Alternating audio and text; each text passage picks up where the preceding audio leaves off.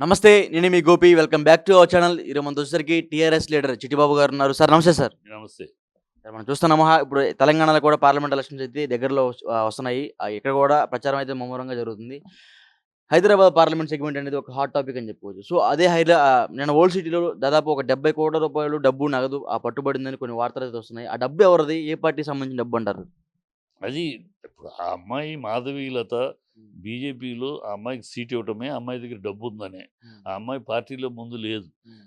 Seat ఇచ్చినాక పార్టీలో చేరింది. గతంలో చూసుకుంటే అమ్మాయికి సీట్ ఇచ్చినప్పుడు అనౌన్స్ చేసినప్పుడు ఆ అమ్మాయి పార్టీలో లేదు. సీట్ ఇచ్చినాక పార్టీలో డబ్బుందని ఇప్పుడు బీజేపీ స్టేట్ పార్టీ యూనిట్ అంటే ఎంత దరిద్రంగా తయారైందంటే పార్టీ సిద్ధాంతం, పార్టీ కోసం నిలబడిన వాళ్ళు, పార్టీ కోసం పోరాడిన వాళ్ళని కాకుండా ఎవరి దగ్గర డబ్బు ఉంటే వాళ్ళకి సిద్ధాంతం లేదు, గడిది గుడ్డు లేదు. డబ్బు ఉన్న వాళ్ళకి సీట్లు ఇవ్వాలని నిర్ణయం తీసుకుని, అలాగే డబ్బు ఉన్న వాళ్ళకి అమ్మాయిని ఎతికి డబ్బుంది, బాగా సంపాదించింది. అంటే బీజేపీ పార్టీ కేవలం డబ్బున్నోళ్ళకే సీట్లు అంతే ఇస్తదా? అంతే. కేవలం డబ్బున్న వాళ్ళకే, డబ్బు ఉన్నవాడికే సీట్లు ఇచ్చింది. ఇక ఆ పక్కన కిషన్ రెడ్డి, బండి సంజయ్ ఇలాంటి వాళ్ళు తప్పితే పార్టీకి మరి వాళ్ళకి కూడా ఇవ్వకపోతే తంతారు కదా!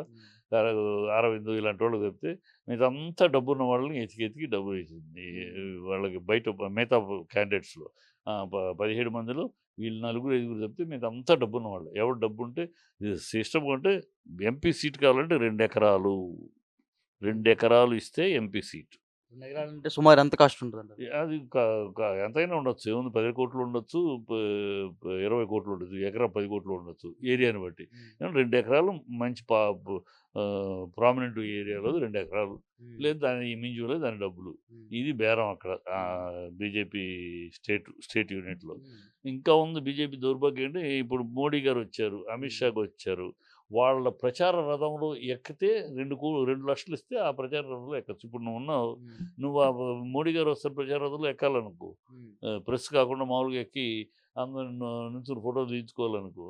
2,00,000 ఇస్తే నిన్నక్కడ బండెక్కిస్తారు. ఎవరు అట్లా ఇచ్చేది? బీజేపీ అది స్టేట్ యూనిట్. ఎవరు ఆ పేర్లు చెప్పండి? తెలీదు. ఉన్నదే ఇద్దరు. ఇంకెవరు వాళ్ళ పేర్లు చెప్పేది వాళ్ళిద్దరే. వాళ్ళిద్దరి వల్లే పార్టీ ఏమైపోయిందంటే పార్టీ ఒకప్పుడు బీజేపీ రాష్ట్ర యూనిట్ ఒక ఒక ఆలయ నరేంద్రరావు, ఒక వెంకయ్య నాయుడు, ఒక విద్యాసాగర్ రావు, ఒక దత్తాత్రేయ, ఒక వి రామారావు, ఒక చలపతిరావు, ఇట్లా ఉద్దండులైన వాళ్ళు ఇంద్రసేనారెడ్డి ఒక ప్రజల నుంచి బీజేపీ యొక్క సిద్ధాంతాన్ని ప్రజల్లోకి తీసుకెళ్తూ పటిమతోటి పార్టీని నిలబెట్టుకుంటూ వచ్చారు. ఇవాళ వీళ్ళెవరు ప్రజల నుంచి వచ్చినోళ్ళు కాదు. ఇప్పుడున్న నాయకత్వంలో ఉన్నవాళ్ళు. ఎవరో తీసుకొచ్చి కూర్చోబెడితే అధ్యక్షుడు, ఇంకోడు కూర్చోబెడితే చైర్మన్, ఇట్లా తప్పితే వీళ్ళు ప్రజల నుంచి ఈనాడు ప్రజా పోరాటంలోనూ ప్రజల ద్వారా స్థాయికి ఎదిగినోళ్ళు కాదు. సో వీళ్ళకి ఓటర్లను ఆకర్షించగలిగిన టాక్టిక్స్ కానీ, వ్యూహాలు కానీ, ప్రజల్ని ఆకర్షించగలిగిన వ్యక్తిత్వాలు గాని లేవు. కనుక వీళ్ళు డబ్బున్న వాళ్ళకి ఇచ్చుకొని డబ్బుతోటి గెలవచ్చని చూస్తున్నారు. ఆ కోణంలోనే ఈ అమ్మాయికి డబ్బులిచ్చారు. డబ్బులున్నాయనే అమ్మాయికి సీట్ ఇచ్చారు.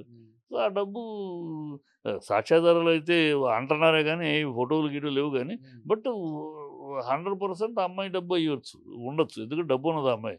ఆ అమ్మాయి మీద చాలా కేసులున్నాయి. అమ్మాయి కరోనా టైంలో చాలా తప్పుతడకలు జరిగినాయని అమ్మాయి కొన్నాళ్ళు మూసేశారు గూడా హాస్పిటల్. సో, అమ్మాయి మీద చాలా ఉన్నాయి. ఏమైనా డబ్బులున్నాయి. ఆ అమ్మాయి డబ్బులతో రాజకీయం చేయడానికి వచ్చింది. గెలవడానికి కాదు. ఈ ఈ పొ ఏదో డబ్బులతోటి కలరింగ్ ఇచ్చుకొని సెంట్రల్ లెవెల్‌లో రేపు ఎన్నికలు అయిపోయినా సెంట్రల్ లెవెల్‌లో తన ఫాయిదా పెంచుకోవటానికి వాళ్ళు పార్టీ కూడా లోకల్ స్టేట్ పార్టీ ఈ అమ్మాయిని అలా చూపించి ఎంత పిండుకోవచ్చు, ఎంత గుద్దుకోవచ్చు డబ్బులు. అంతే తప్పితే ఇక్కడ ఏమి గెలవటానికో బీజేపీ గెలిచే సిద్ధాంతం గెలవాలని అనుకుంటే ఓల్డ్ సిటీలో రాజా సింగ్ లాంటి ఒక పవర్‌ఫుల్ నాయకుడిని పెట్టేది. అంటే రాజా సింగ్ ఇప్పుడు సపోర్ట్ చేస్తున్నాడు ఆమెకి. సపోర్ట్ వేరున్నో అతనే నిలబడితే పోరాటం వేరు. రాజా సింగ్ మొదటి నుంచి కూడా ఓల్డ్ సిటీలో ముస్లిమ్స్ తోటి హోరాహోరీగా ఆలయ నరేందర్ తర్వాత అంత ధైర్యంగా నిలబడి పోరాడుతున్నాడు. ప్రజల్లో కూడా అక్కడ ఉన్న వాళ్ళకి కూడా ఇతను మనకు అండగా ఉండగలడు, ఇతను మన కోసం పోరాడగలడని. ఈమె 4 ప్రవచనాలు చెప్పేస్తే, 4 దేవుని స్తోత్రాలు, శ్లోకాలు చెప్పేస్తే అది కాదు కదా! అక్కడ ఉన్న సమస్య అది కాదు. అక్కడ ఉన్న హిందువులు ప్రవచనాలు చెప్పలేకపోతున్నారని కాదు కదా! జై శ్రీరామ్ అంటున్నారని కాదు అక్కడ ఉన్న సమస్య. అక్కడ ఉన్న సమస్య అది కాదు. వాళ్ళ వ్యక్తిత్వం చంపేస్తున్నారు అక్కడ. నాన్ ముస్లిమ్స్ యొక్క ఐడెంటిటీస్ అక్కడ అణిగిమణిగి ఉండాల్సిందే. అక్కడ ముస్లింకి ఒక పక్కన హిందువుకి గొడవ జరిగితే పోలీస్ స్టేషన్‌లో కూడా హిందూ కంప్లెయింట్ తీసుకోరు. హిందూ కంప్లెయింట్ ముస్లింది తప్పైనా ముస్లింని పట్టుకోరు. ఆ స్థాయిలో ఉందక్కడ.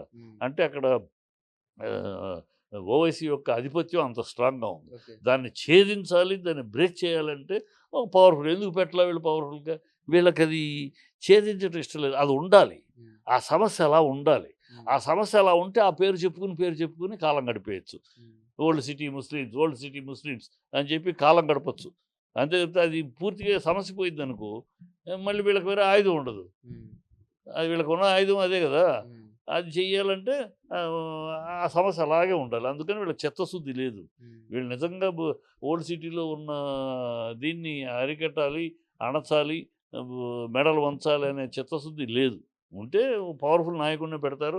మొత్తం మొత్తం దిగుతారు. మొత్తం నాయకులందరూ దిగుతారు. ఎంతమంది వస్తున్నారు నాయకులు? ఢిల్లీ నుంచి తప్పితే ఇక్కడున్న నాయకులు ఎందుకు తిరగరు? ఎందుకంటారు? ఎందుకు తిరగరంటే అదే చిత్తశుద్ధి లేదు. అక్కడ గెలవాలని డబ్బు అంతే. అక్కడ ఆవిడ గెలవాలి. గెలిచి మన పార్టీ పరువు కాపాడు అదేమీ లేదు. ఇచ్చాం తిరుగుతుంది, కష్టపడుతుంది, డబ్బులు పంచుకుంటుంది, మనకు డబ్బులిస్తది పార్టీకి. పార్టీకి ఇస్తది, పర్సనల్‌గా ఇస్తది. పర్సనల్‌గా ఎంత ఇస్తా అంటారు? పర్సనల్‌గా ఎన్ని కోట్లైనా ఇస్తది. ఏముంది ఆవిడకేముంది? దోచుకున్న డబ్బే కదా ప్రజల దగ్గర నుంచి. మనకిస్తది. అది ఆ డబ్బే బయటపడి ఉంటుంది. సో, గెలిచే అవకాశాలు ఎంత మేరకు ఉంటాయంటారు? గెలిచే అవకాశాలు శూన్యం. అక్కడ నేను చెప్తాను చిత్తశుద్ధి లేదు. ఏ గవర్నమెంట్‌కి కాంగ్రెస్‌కి లేదు. ఏ గవర్నమెంట్‌కి ఎందుకు లేదంటే వాళ్ళు పాతుకుపోయారు. ఇవాళ 800 ఓట్లు ఉన్నాయనుకో ఒక చోట ఒక కాలనీలో.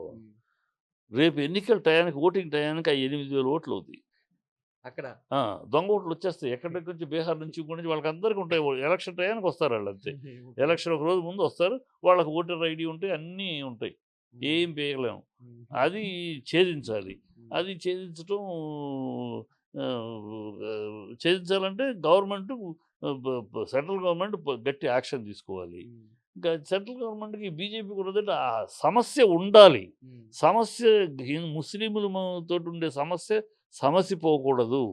సమస్య అలా ఉండాలి. ఉంటేనే ముస్లిం అని బూచి చూపించి రామ రామ రామ అని రాముడు ఏమన్నా బీజేపీ మెంబరా? పార్టీ మెంబరా? కాదు కదా!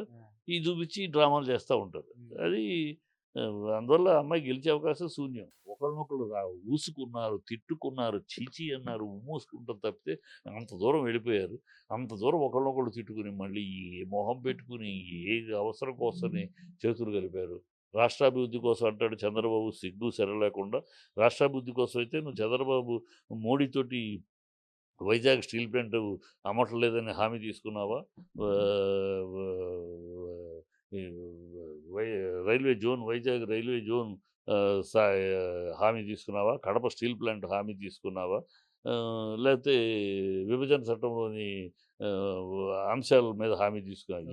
ఏమి హామీ తీసుకున్నావు? రాష్ట్రాభివృద్ధి అంటే ఈ హామీ తీసుకున్నానయ్యా. ఆ రోజు ఆయన కేడీ అన్నాను, ఆయన టెర్రరిస్ట్ అన్నాను, ఆయన ఈ దేశంలోనే ఉండటానికి పనికిరాడన్నాడు, అన్నీ వాగాను. కానీ ఇవాళ ఆయన రాష్ట్రం కోసం ఈ ప్రామిస్ చేశాడు, ఈ వాగ్దానం చేశాడు. అందుకని నేను ఆయన దగ్గరికి వెళ్ళానని చెబితే ఒక సెన్సిబుల్, ఒక పద్ధతి.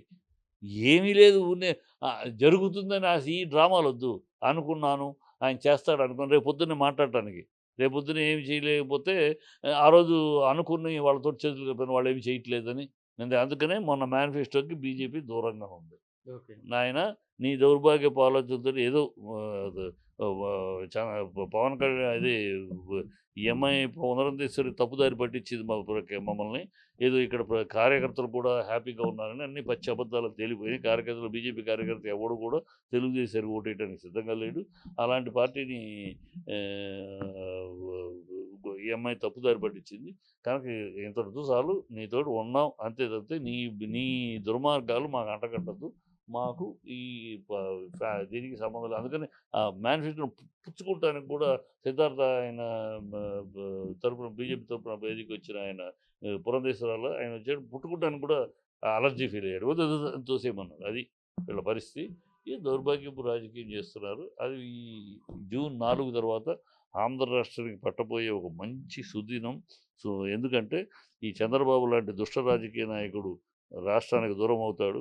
ఈ ఈ ఆవేశం తప్పితే ఆలోచన లేని, ఏ విచక్షణ లేని, ఏం మాట్లాడుతున్నామో, ఓ నాయకుడిగా మాట్లాడుతున్నామా, ఒక సినిమా ఆర్టిస్ట్‌గా మాట్లాడుతున్నామా కూడా తేడా తెలియకుండా రాజకీయం చేస్తున్న పవన్ కళ్యాణ్‌ని సినిమా ఫీల్డ్‌కి పరిమితం చేస్తారు. ఇక్కడ పంపించేసినా ఇక ఆయన సినిమా ఫీల్డ్‌లో Pawan Kalyan yes. One of the leading hero. ప్రొ ప్రొ డైరెక్టర్లకి, ప్రొడ్యూసర్లకి, డిస్ట్రిబ్యూటర్లకి, ఎగ్జిబ్యూటర్లకి ఆదాయం సంపాదించి పెట్టగలిగే దమ్మున్న హీరో. Okay sir. సినిమా ఫీల్డ్ వరకు అతను క్యారీ ఆన్. ఈ ఎలక్షన్స్ తోటి అది అతను సినిమా ఫీల్డ్‌కి పరిమితం. రా చంద్రబాబు ఇంటికి పరిమితం. ఆయన ఆరోగ్యం కాపాడుకుంటూ, మనవడితోటి ఆడుకుంటాం. ఆ మంచి రోజు ఈ జూన్ 5 తర్వాత మనం చూస్తాం. Okay sir. Thank you sir.